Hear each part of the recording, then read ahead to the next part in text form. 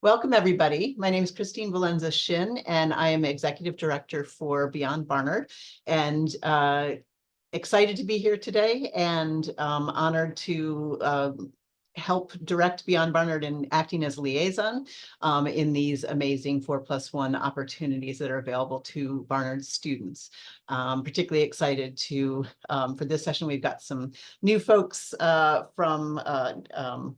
new to us folks from across the street participating in today's session, and looking forward to all of your questions and laying out some basic information to acclimate you all. So before I say today's speakers, just want to acknowledge my colleague Claire, who's not going to speak, but who is tremendous support behind the scenes. And actually, a lot of you have probably gotten emails from her when you write in with your various questions. So just a shout out to Claire, who will be here, but not actually presenting. So as I said, from the Barnard side, Beyond Barnard acts as both liaison and advising support for the 4+1 programs. And I'm joined from Barnard by Professor Martina Jasova, who will introduce herself shortly, who is the faculty lead for the IEOR pathways.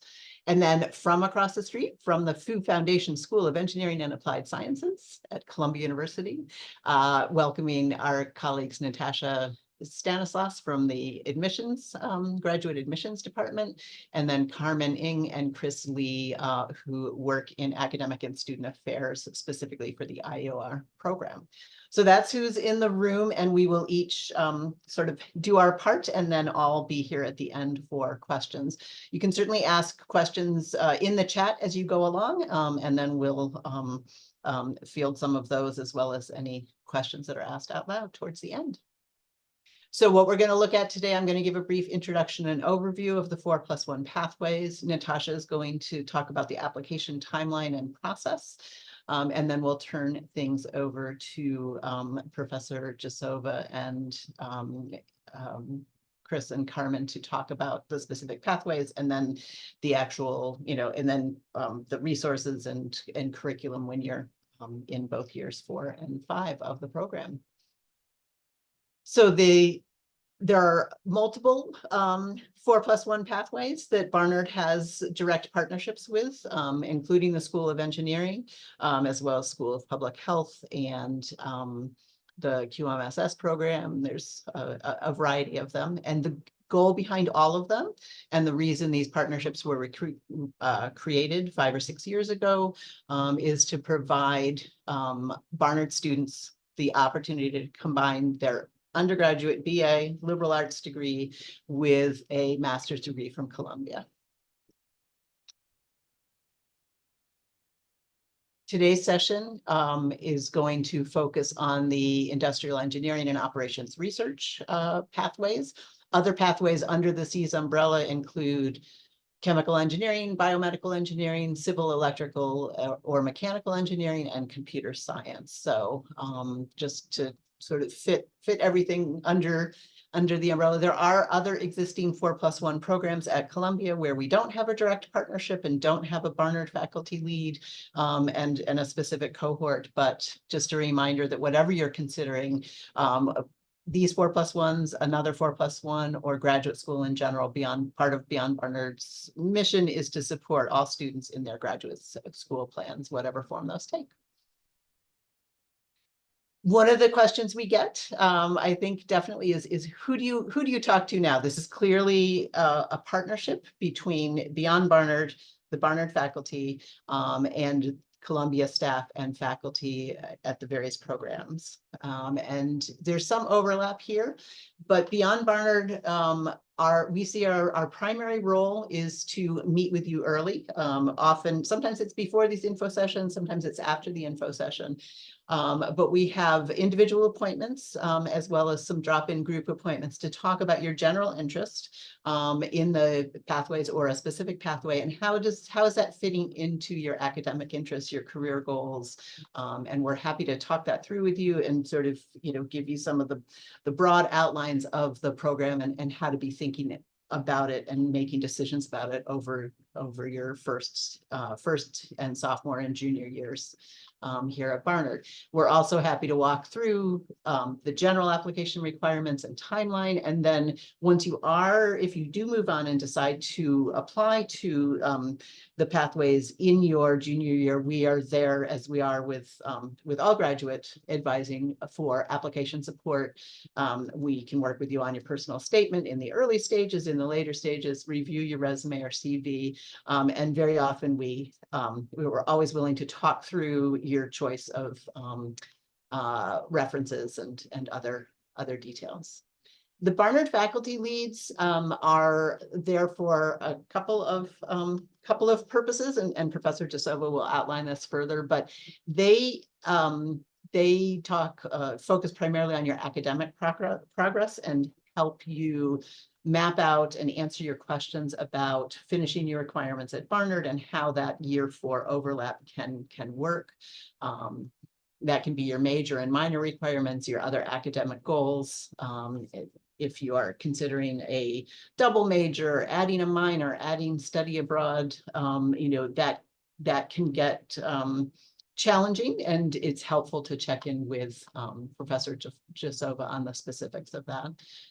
And then also looking forward, to year 4 and year 5, how will you manage both your senior year at Barnard, and then what will be left for you to study and complete in year 5, and walk you through that process. And then C's administrators, advisors, and faculty are there to talk in more detail, to answer your questions about the curriculum for the particular C's or IEOR. So there's C's, and then there's within IEOR, there's a variety of programs as well, and what are the requirements, what are the considerations for that. If you're having any issues with application logistics, you can reach out to the admissions email for help on that. And certainly they are also experts and always willing to engage on possible career pathways that your IEOR degree can open up, and answer, general questions about that as well. So that's just to give you a general sense of who you can go to when. The one thing I also often say is, if you hear conflicting information, whether it's from your fellow students or I say one thing, the registrar says another, Professor Jasova says one thing and an administrator over at IEOR says another. If you hear conflicting information, let us know. Beyond Barnard is the point person for that. If we don't know the answer to the question, part of what we do is sort of reach out and say, wait, we're hearing this, we're hearing that. What's the actual, what's the actual situation, and how can we resolve it? So, okay. So that's just a general overview from our perspective of having worked with a number of students over the years, with IUR and Cs in particular. And now I want to turn things over to Natasha to talk about the application timeline process and other issues having to do with admissions. All right, thank you so much. My name is Natasha Sanchez. I am a member of the graduate admissions team here at Columbia Engineering. A little bit about. Hello? I'm not sure if other people hearing a little buzz from Natasha's. No. Yeah, there's like a little echo or buzz or something. Oh, now we can't hear you at all. Oh, there you are.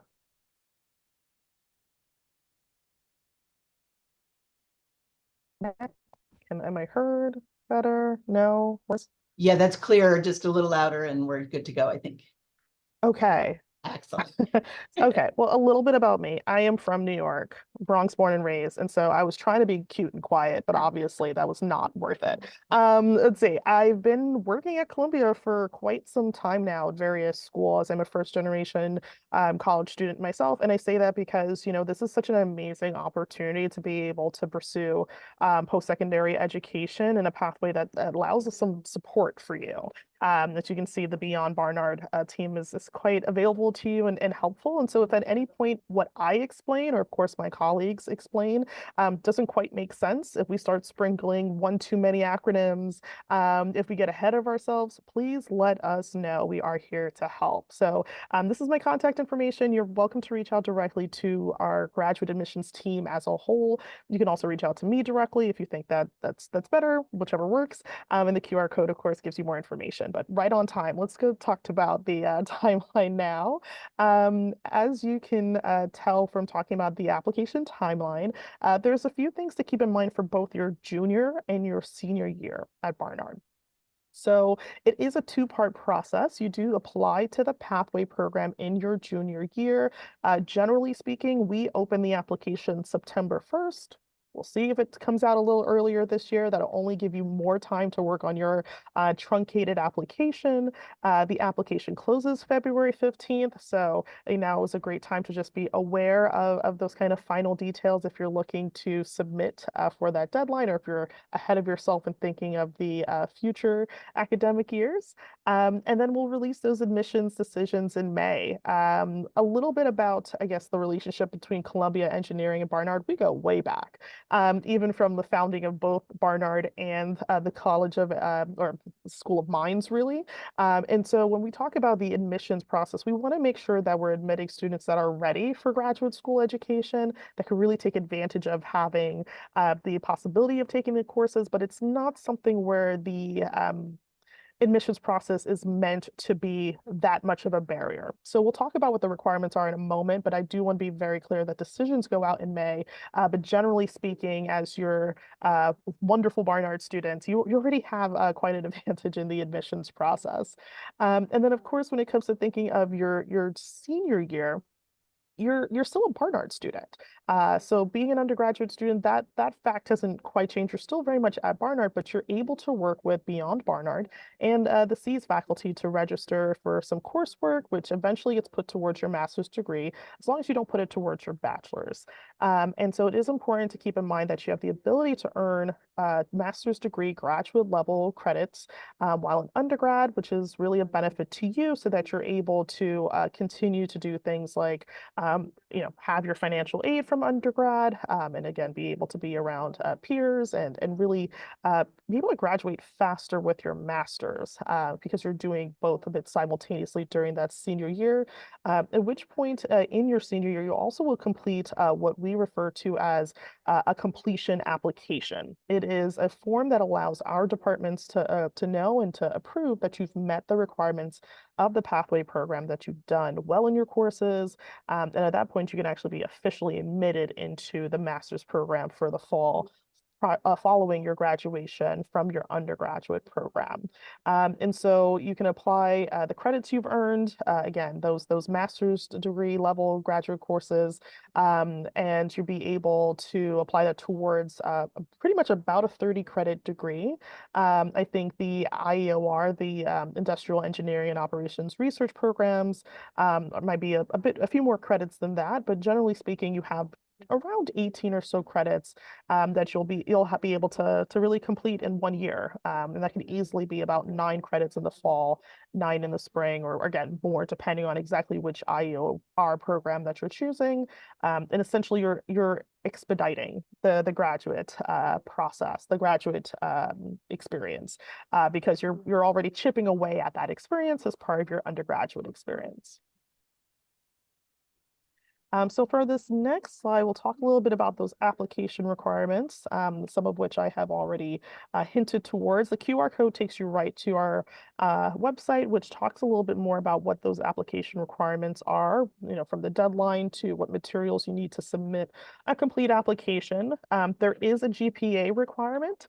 We do want to see all of your official transcripts. So if you've transferred to Barnard, we'd like to see those transcripts as well. We understand that sometimes students might have had varying GPAs over the years if they've attended more than one institution, but generally speaking, the minimum is a 3.5. If you are a 3.5 4, 9, 8, 7, I don't know if that's mathematically possible, just throwing it out there, then by all means, you would still be eligible to apply for the program. You'll submit a personal statement. We'd love to learn more about who you are, your goals, your interests in our pathway program, a resume or CV. We would like that, I would just say, to be as detailed as possible. Don't leave off any internships or research opportunities you've taken advantage of. Sometimes students focus too much on maybe part or full-time roles that they've had and not quite all the experiences that we would love to learn more about. And then you provide contact information for 3 reference letters, or 3 reference providers, I should be very clear. This is a very different than maybe other graduate schools or even our own graduate admissions process. You're not having your references write letters necessarily or provide letters directly. We just need their details, their contact information. They may be contacted for those letters. And so in addition to having that be part of the process, we're also waiving standardized tests. Standardized tests for Columbia Engineering are currently optional. For the pathway programs, they are waived. So there is a difference there. You're not at any disadvantage for not having test scores because we're simply not asking for them. They are waived entirely for your group. And the application fees as well. Applying to graduate schools, plural, can be very costly. And so to be able to apply, not have to pay or study for the GRE, and then also not have to pay for the application fee or worry about applying to other schools can save a great deal of time and resources. So all that information is summarized right on our website. The QR code is there to take you directly to learn more.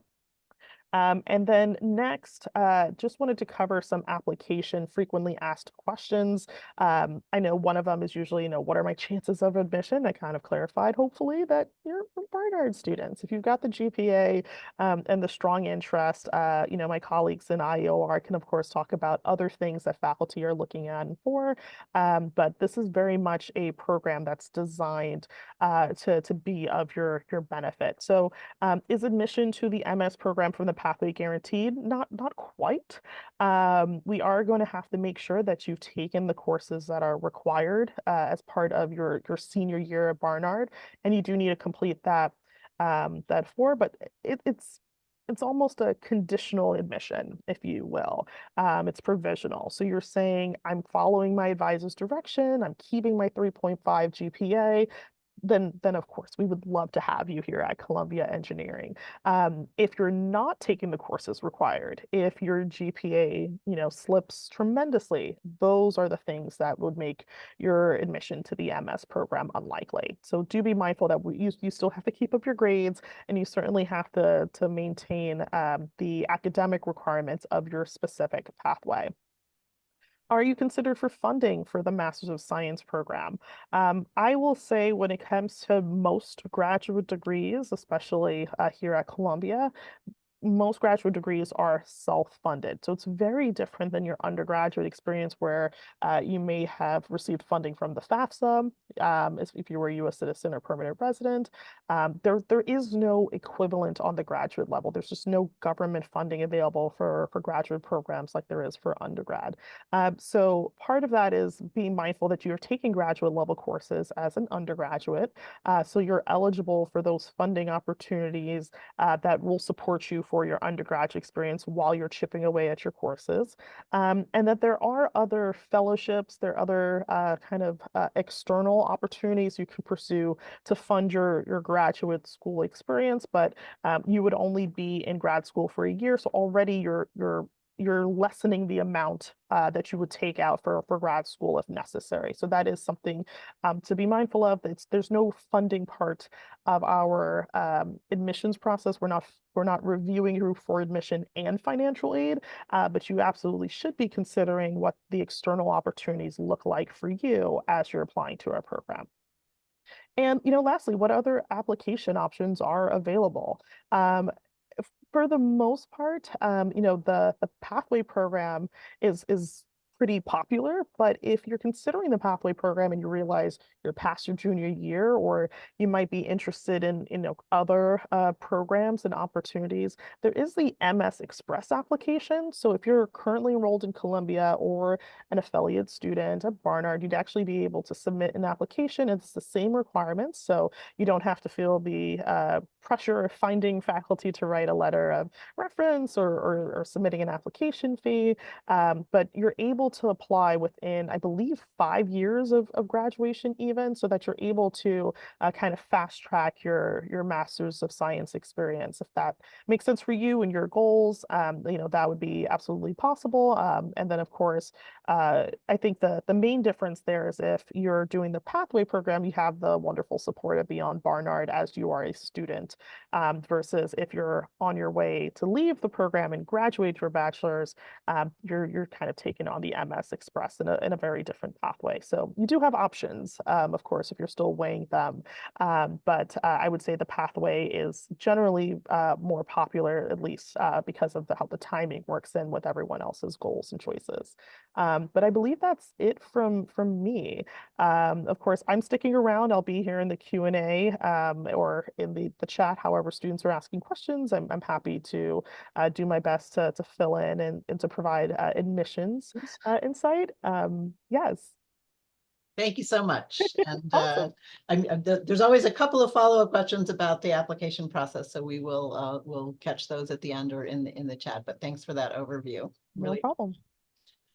So next up, we're going to take a closer look at the pathways, the curriculum, the resources, and we will start with Professor Jasova. Thank you very much for the introduction, and hi everyone. I'm Martina Jasova. I'm an assistant professor of economics. Many of you know me from prior classes, whether this was macro or financial economics. On the slide, you find my email address, and feel free to contact me if you have any questions, because one of the tasks of mine, as we discussed here, is that I'm a Barnard faculty lead for the IEOR for +1.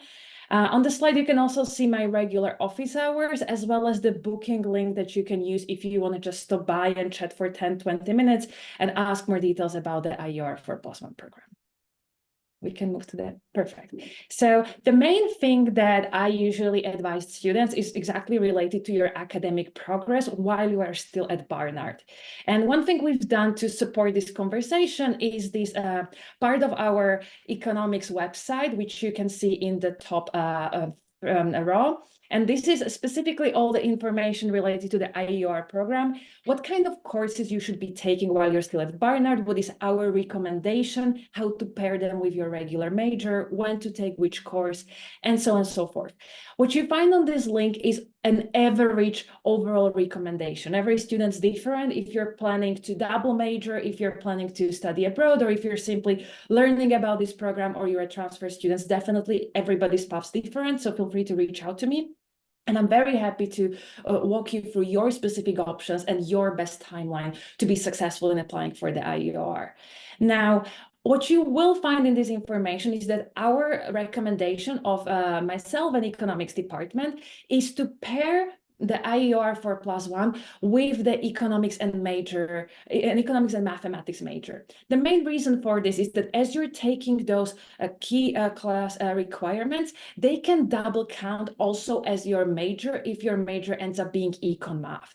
What I want to emphasize here is that econ math is not a must for the 4+1 program. It's just our suggestion to minimize your workload and potentially, set you up for a success. So you have less course requirements in your 4th year, or potentially even less requirements in your earlier years, so you can really be up to speed. But again, every student's different, and I'm really happy to talk about this with you one-on-one. So one thing that is important, and we usually discuss this with every single student, is that what are the specific courses that you actually must complete by the time you're applying for the IEOR pathway. And this is ideally the courses you should have completed by the end of the fall semester of your junior year. And you see these 4 courses on your slide. So this is the linear algebra, it's the introduction to probability and statistics, it's a calc-free or a different version of the multivariate calculus for Cs, as well as the foundations for data science. Now, if you look into these courses, 3 of these courses are automatically our requirement for the econ math major, plus the foundation of data science can be taken as an upper level elective for the econ math major if you end up pursuing the IEOR 4+1, which means that if you choose to go down this path, econ math could potentially be the easiest pairing of these courses for you. But also, if you are not an econ student or you're pure econ stats, or anything else, what is really important is that you take these 4 courses just in time for the application, and you don't necessarily need to take the rest of the econ math majors. And that's essentially all for me. I pass it on to the others, please. Thank you, Professor Josova, and I'll turn things over to Carmen and Chris. Hi, thank you. My name is Carmen. I'm the academic director for the IU department. I've been with the department for over 10 years. I actually did my undergrad and my master's in IEOR. So the particular master's program was engineering management systems. So and then my major was material science engineering. So if there's any question about that particular program, you're welcome to email me and we can discuss more about it. But I'll leave it over to Chris, and he'll be taking lead over the rest of the IU presentation. Awesome. Thank you so much, Carmen, and thank you everyone for attending. So my name is Chris. Be going over the IEOR related slides for this presentation, and I've been with the department since 2021. I actually started off as a graduate intern and then transitioned into a full-time coordinator position, and now I'm advisor for pretty much all of the MS programs that we have here at IEOR, along with the help of and guidance of Carmen as well. And so I will move on with the presentation. Yes, so we have 5 different MS programs at IEOR. As you can see, we have IEOR, BA, FE, and MSE. 2 of these programs, industrial engineering and operations research, will be 30 credits. And the rest of the programs, MSBA, MSFE, and MSE, are all 36 credits. Also, business analytics and MSE are joint programs with partnership with Columbia Business School. So it will be IEOR and joint with CBS. We work alongside mainly also the marketing department and decisions, risk, and operations DRO side of CBS. So I'll just start one by one. For the MS Industrial Engineering program, this program mainly deals with design, analytics, and control of like production, service operations, and systems. So we see a lot of our students go into areas involving productivity, manufacturing, distribution, and transportation. Some of the key courses that you might take in this program deal with optimization, probability and statistics, supply chain analytics, and much more. MSOR, similar as well. So it's applied science. We always like to call it within the department, it's a science of making things better. So you deal with a lot of quantitative decisions involving allocation and control of resources. So you focus on skills, really honing in on the optimization there, and probability, and obviously statistics as well. For the, I'll jump over here before MSBA, I'll go to MSFE, the financial engineering. So this program focuses a lot on applying the actual engineering and quantitative skills that you learn in courses within the fintech industry and different financial roles. So it's using data-driven insights to learn about application within these markets. You learn a lot about stochastic modeling, foundations of financial engineering, Monte Carlo simulation, continuous time models, and I can keep going on, but I'll stop there. We also have the MSBA program. As I have mentioned, it's a joint program with CBS. So you use optimization, programming, and analytics to help solve real-world problems. There's different courses that are kind of similar core, but mainly honing in on like business analytics, data analytics, marketing analytics. And I really want to highlight the capstone course for this program, which is Analytics in Practice. And this is where we give students a real world projects within analytics and consulting to help real clients in the industry within the course. And yes, and I will jump over to MSE, Management Science and Engineering. It's also a joint program with CBS.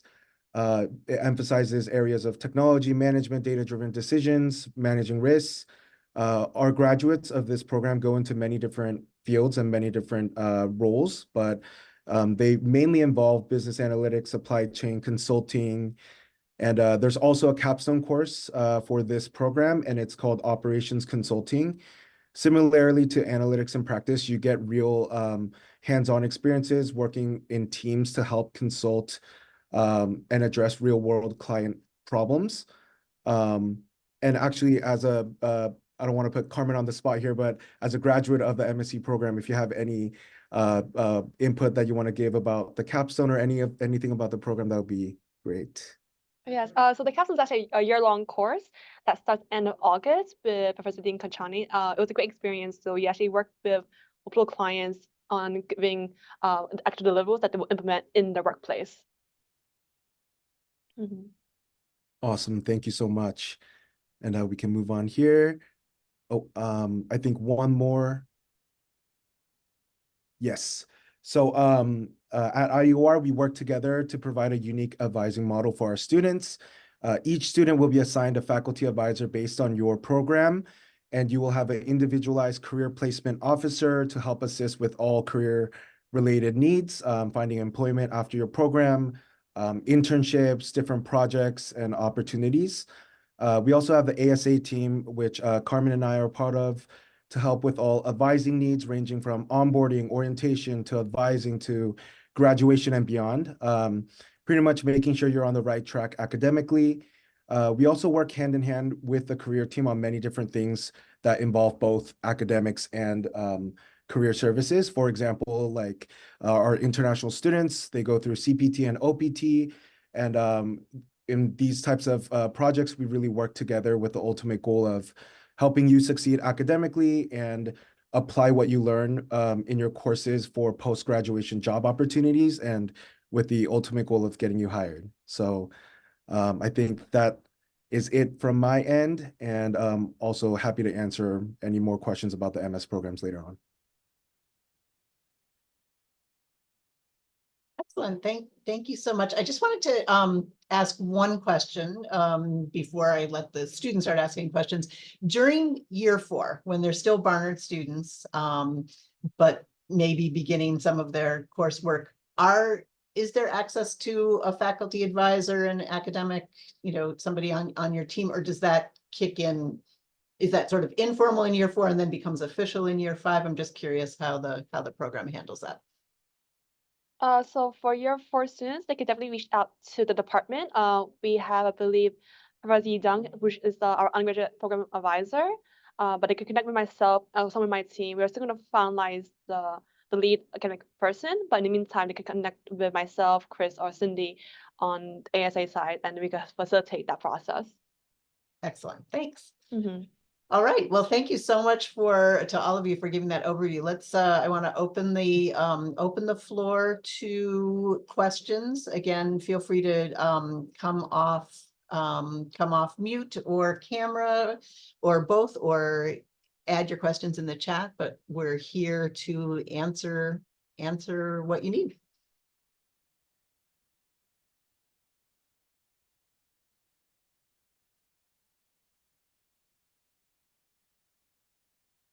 The more questions you ask here, the easier it is. It keeps you from having to track us down afterwards. So we've got a question. Do the reference letters need to be from professors? Great question. We would like, well, it's not the letters, you're just giving the information, but we would like them to be academic. And bonus points if they're faculty from Columbia Engineering, undergrad, Columbia College, or Barnard. Even for our traditional master's program, an academic reference would be the strongest. If you feel like you can't get 3 faculty members, maybe you feel like they would be able to provide a letter, but they wouldn't be able to provide too much detail. There's definitely room for maybe 1 from an internship or 1 from a different source. But if you can, 3 academic would be ideal.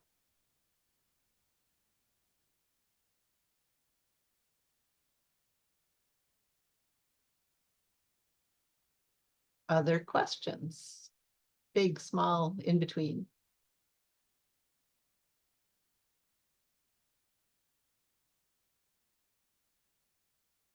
The recording we'll send it out to everyone who registered for the event, and then yes, it will go up onto Barnard's. We have a Beyond Barnard YouTube channel. Claire, would you mind dropping that link in the chat? So you'll be able to find some past info sessions there, but this would be the one. So you'll send a link to this and have it up in the YouTube probably in the next day or two. So.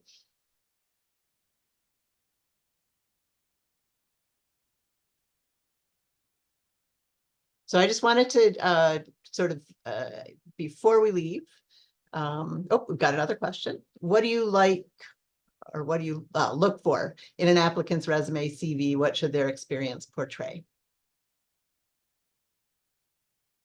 Great question. Well, there isn't exactly one cookie cutter way to show that you are in fact ready for a graduate program, but in general, we want to see that you take your courses seriously, that you are a student that pursues coursework that also show that you really enjoy science and STEM, and that you are really pushing yourself to take the most advanced courses possible. Depending on the pathway, a strong quant background is going to be helpful for you as well. And, you know, I want to be sensitive to the fact that I remember, I mean, it was long ago, but I remember undergrad, and I remember having, you know, the part-time gig and the internship, and just feeling like you're juggling very fragile plates nonstop. And so if you are able and you have the ability to pursue an internship or more than one internship, I know Beyond Barnard provides a lot of resources with you being able to find those opportunities.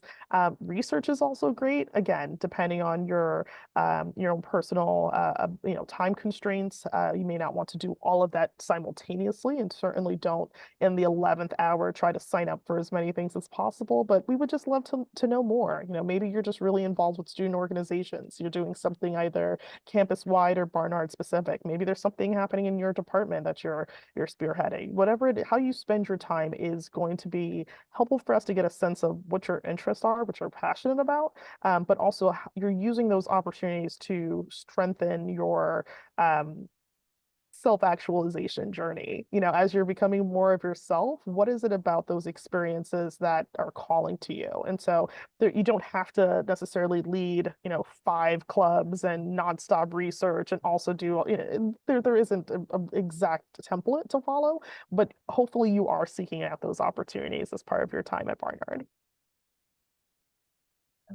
I got another question as a direct message. Is the GPA requirement strict when applying for the program? If we are just a bit below 3.5 as an applicant, can we still apply? You can still apply, but we all mean something differently by like a bit below 3.5. Again, if we are really, if I were to round and it got to 3.5, then absolutely, please do still apply. If you feel like I'd have to be super generous to say you were close to a 3.5, there's a chance that you might not be the best fit for this particular pathway or program. But you know, in general, the graduate admissions process is an exercise of judgment. So maybe use your best judgment to say whether or not now's the right time, or maybe with a bit more coursework and even work experience in the future, if applying to a program is a good fit instead. And I guess just in general with advice, because I did get a direct message about other pieces of advice, if you want some formatting tips, you're welcome to go to the website, which provides some details. Try not to be strict. I mean, you want a font that we can read. You don't want to go too far beyond our word or character limit, because at that point you're showing that you don't quite know how to follow directions. But if it's a few words, if it's a few characters beyond that limit, we probably won't even notice. We are not that level of strict. And you want to make sure that you're talking about your, as my colleague Jenny would say, your past, present, and future. You know, what is it that's pulling you to be interested in this program? What have you been doing lately? And what is it about this pathway that makes sense for your short and long-term goals? And I'll just add in, just call out some Barnard beyond Barnard resources as well. So you're certainly welcome to bring your CV or resume specifically for your application to a peer career advisor or to any of our staff advisors. Personal statements, as I mentioned, Barnard staff advisors can help support that process. You know, we're not going to read like, 16 iterations of it, but we're happy to do the initial brainstorming or read an early draft or perhaps be the final set of eyes. We also have the writing fellows here at Barnard, and they can be very helpful with, how to formulate that personal statement. But I would echo what Natasha just said, that it's that present, past, present, future, thinking about where you've been, where your journey is taking you, how does 4+1, how does IEOR fit in, and how does it fit into your future plans is sort of a basic way to start thinking about it. So. Anybody else getting any direct questions? I did just want to underscore two quick things that I think were mentioned, but that do come up as questions to us a lot. One is what Professor Jasova said about the fact that, that econ math aligns well, but it is not required. The key is those 4 prerequisite courses, and the IEOR admissions team is strict about that. I believe that there's been the exceptional occasion made for somebody who's still taking it spring of their junior year, but your goal, if possible, is to complete all 4 of those required courses by the end of your fall junior semester, so that they can be part of the part of your transcript and part of the admissions process. And you can certainly touch base with Professor Jasova about any concerns about that. And then the other piece, going back to something, I guess, yeah, Natasha mentioned in the sort of big picture, small picture, that 4th year is a little bit of a gray area. You have a foot in both camps. You're still a Barnard student, living on campus or or nearby. You are still paying Barnard tuition. You're receiving Barnard financial aid if you're eligible for financial aid, but you do have the opportunity to start taking some of your master's degree coursework. The key caveat there, and this varies from 4+1 pathway to 4+1 pathway, which is why we underscore this, but SEAS is very clear that you, anything that you take as an undergraduate, any master level courses taken as an undergraduate, can't be applied to your Barnard degree. They can only be applied to the master's. And so that's where that planning comes in place, the course planning, especially checking in with Professor Jasova, how are you doing, and your own advisor, your own major advisor, how are you making progress towards your Barnard degree requirements, and how will you fit everything in? So yes, Professor Jasova. I just want to mention one more thing here. If you are considering a 4+1 program with the IEOR and you are any type of econ major, you can easily reach out to either me or the chair of our department, and the chances are that you will be at the same time my academic advisee as well as my IEOR advisee. So you don't need to have 2 different conversations with 2 different Barnard faculty, but we can always meet together and talk about all of those questions together. Excellent, thank you. Any other questions before we wrap things up? Hi, I'm a junior and I'm currently applying for the IEOR program, and I'm just wondering if I want some application support. Do I email Beyond Barnard directly, or is there any department that I should reach out to? You could definitely make an appointment with Speaking Fellows about the personal statement in particular, but we're also happy to give you advice. If you don't see an open appointment, an open 4+1 appointment between now and February 15th, you could email Beyond Barnard. Claire is the most likely person to read that, and she will set you up. We're actually going to have a few drop-in sessions available over the next 2 weeks, and as well as some sort of quick flexible appointments. So you could definitely reach out to us there. Okay, thank you. Thank you. Oh, and I just wanted to, I was trying to think through, what do IEOR students in particular have on their mind? I just want to call out one thing, which is that I think Natasha mentioned that the admissions decisions come out in May. my experience over the last few years is some departments make those decisions really quickly. And so then the IEOR students start freaking out because they haven't heard, but the computer science students might have heard something, or the chemical engineering. So it does, it seems to move at different paces. And I would say it seems to be my experience that that IEOR does tend to make its decisions late April into May. So do not worry if you haven't heard an admissions decision. It's not because you didn't get in. It's just because the departments, move at different speeds. Am I right about? I'm seeing heads nodding. I'll defend them a bit. Okay. It's not meant as the an attack. larger. Yeah. Oh, no. But it's the same for even the more traditional graduate admissions route. The larger the department, the more programs within a department. And as you can tell, they provide a lot of support to the current students as well. So there's a lot of moving pieces. It's tough. If any of you snuck over to the graduate admissions side and attended the application workshop, you'll see that one of our application tips is to relax and to practice patience and to think about the things you can control versus the things you can't. But no, it's one of those kind of no news is good news kind of a thing where by all means we will confirm the official admissions decision, but there may be some waiting involved. Yes, I meant it primarily for just that reason. Don't freak out. Don't worry. You will hear, and hopefully you will hear good news, which is the case for many of our applicants. So, all right. Any final words from any of our speakers? Any final questions? Thank you all so much for coming and sharing your knowledge, and thank you to all the students who attended and engaging and asking your questions, and good luck to everybody, juniors who are applying, first years and sophomores who are thinking about it, and we'll talk to y'all soon.